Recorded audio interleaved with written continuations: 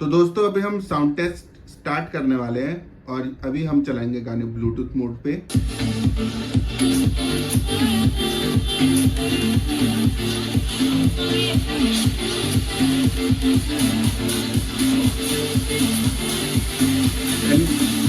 Sound bar और इसमें 3 feet का डिस्टेंस है।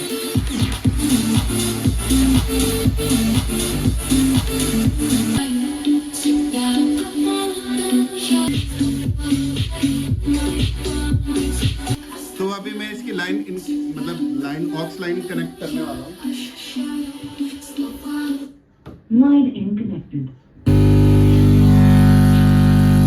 तो ये कुछ इस तरह का काम कर रहा है, पता नहीं क्या ही मतलब किस तरीके से काम करते हैं म्यूजिक वाले।